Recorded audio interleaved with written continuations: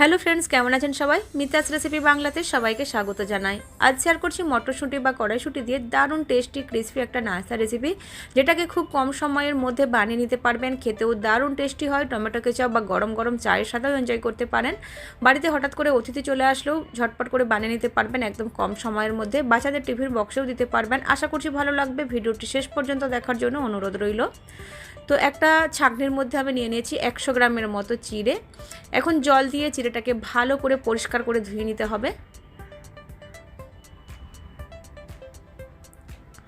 তো এইভাবে আমি চিড়েটাকে খুব ভালো করে ধুয়ে নিয়েছি, আর এইভাবেই আমি রেখে দেবো কিছুক্ষণের জন্য, যাতে করে চিড়েটা খুব ভালো করে ফুলে ওঠে বা সফট হয়ে যায়।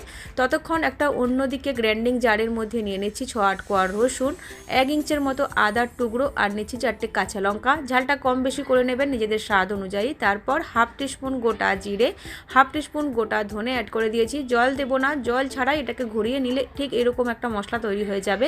তারপর এই জারের মধ্যেই অ্যাড করে দেবো 1 কাপের মতো, यानी कि 150 গ্রামের মতো মটরশুঁটি, যেটাকে আমি হালকা একটু সেদ্ধ করে নিয়েছি। চাইলে কাঁচাও অ্যাড করা যাবে। এখন এটাকেও জল না দিয়ে ঠিক এই রকম করে আধ ভাঙা করে পিষে নিতে হবে। তো এখন এটাকেও সাইডে রেখে দেবো। আর যে চিড়েটা আমি ধুয়ে রেখেছিলাম, চিড়েটা মোটামুটি একটু ফুলে উঠেছে, সফট হয়ে গেছে। এখন হাত দিয়ে চিড়েটাকে হালকা করে একটু ম্যাশ করে নিতে হবে। তো চিড়েটাকে ঠিক এরকম করে একটু ম্যাশ করে নিয়েছি। তারপর এই চিড়ের মধ্যে অ্যাড করে দিচ্ছি একটা মিডিয়াম সাইজে ছোট করে কেটে রাখা পেঁয়াজ, আর দিচ্ছি অল্প একটু ধনেপাতা কুচি। তারপর দিয়ে দেব যে মটরশুঁটিটাকে মশলার সাথে পিষে রেখেছিলাম। তো সব মটরশুঁটিটাই অ্যাড করে দিয়েছি। এখন বেশি কিছু মশলা অ্যাড করার দরকার নেই। ব্যাস দিয়ে দেবো স্বাদ মতো নুন, 1/2 টিস্পুনের মতো নুন অ্যাড করে দিয়েছি। 1 টিস্পুন দিয়ে দিলাম চিলি ফ্লেক্স, যদি কম ঝাল খেতে চান স্কিপ করতে পারেন। আর দিলাম 1/2 টিস্পুন চাট মশলা পাউডার। এখন দিয়ে দিচ্ছি বাইন্ডের জন্য 2 টেবিল স্পুন বেসন। বেসনটা অবশ্যই দিতে হবে, স্কিপ করলে হবে না। স্কিপ করলে কিন্তু নাস্তাগুলো ভাজার সময় তেলের মধ্যে ফেটে যাবে। তো এখন জল দেওয়া যাবে না, জল ছাড়াই খুব ভালো করে চেপে চেপে একটু মেখে নিলেই মিশ্রণটা একদম পারফেক্ট রেডি হয়ে যাবে। আর এর মধ্যে চাইলে অল্প একটু গরম মশলার গুঁড়ো বা ভাজা মশলার গুঁড়ো মেশাতে পারেন। তো খুব সুন্দর করে মিশিয়ে নিয়েছি। এখন নাস্তাগুলো শেপ দিয়ে দেব। তো নাস্তাগুলো শেপ দেওয়ার আগে হাতটাকে খুব ভালো করে ধুয়ে নিতে হবে। তো হাতটাকে এখন ভালো করে ধুয়ে নিয়েছি। এখন অল্প করে পোর্শন নেব হাতের মধ্যে, মুঠো করে চেপে চেপে একটু লম্বা আকার করে দেব। অন্য হাতের মধ্যে ফেলে একটু গড়িয়ে নেব যাতে এক সমান হয়ে যায়। তারপর দুই পাশ দিয়ে একটু চেপে দিলেই এরকম ঠিক একটা শেপ চলে আসবে। চাইলে এরকম শেপের তৈরি করতে পারেন, আবার গোল গোল বলও বানাতে পারেন, বা নিজের পছন্দ মতো সাইজ বা পছন্দ মতো শেপ দিয়েও নাস্তা গড়ে নিতে পারেন। তবে আজকে আমি এই নাস্তাগুলো একটু অন্যরকম শেপ দিয়ে বানাবো, যাতে দেখলেই নাস্তাগুলো খেতে ইচ্ছে করে। তো একটু পোর্শন নিয়ে নেবো হাতের মধ্যে, মুঠো করে গোল করে নেব, অন্য হাতে তালুতে ফেলে চ্যাপটা করে দেবো। তারপর দুটো আঙুলের সাহায্যে এক সাইডে এরকমভাবে একটু চেপে দিলে এরকম একটা শেপ চলে আসবে। মানে ট্রেনের মধ্যে যে কাটলেট পাওয়া যায় ঠিক সেই রকম করে আমি নাস্তা শেপ দিয়ে দিয়েছি। আর এইভাবেই বাকিগুলোও তৈরি করে নেব। চাইলে নিজেদের পছন্দ মতো শেপ অবশ্যই দিতে পারেন, তবে এইভাবে তৈরি করলে একটু কিন্তু সময় লাগবে।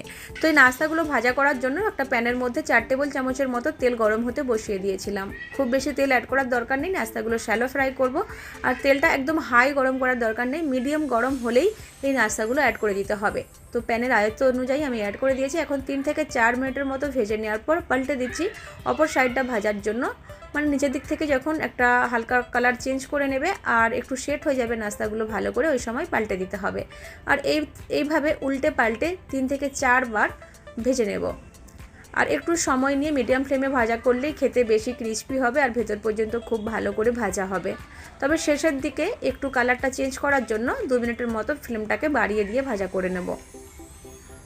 খুব বেশি সময় লাগবে না, মোটামুটি 7 থেকে 8 মিনিটের মধ্যেই একটা ব্যাচ সুন্দর করে ভাজা হয়ে যাবে।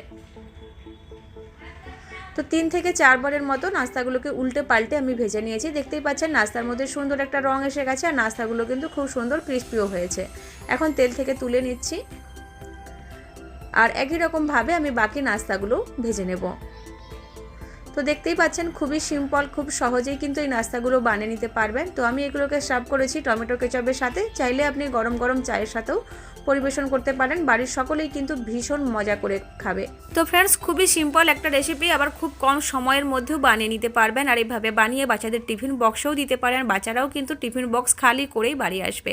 তো আজকের রেসিপি যদি একটু ভালো লেগে থাকে ভিডিওটিকে লাইক আর চ্যানেলটিকে সাবস্ক্রাইব করে আমাকে সাপোর্ট করার অনুরোধ রইল। আর যদি এইভাবে বাড়িতে বানিয়ে থাকেন কমেন্ট বক্সে ফিডব্যাক শেয়ার করতে ভুলবেন না। ফিরে আসবো আবার নতুন কোনো রেসিপির সাথে। ভালো থাকবেন, সুস্থ থাকবেন, বাই বাই।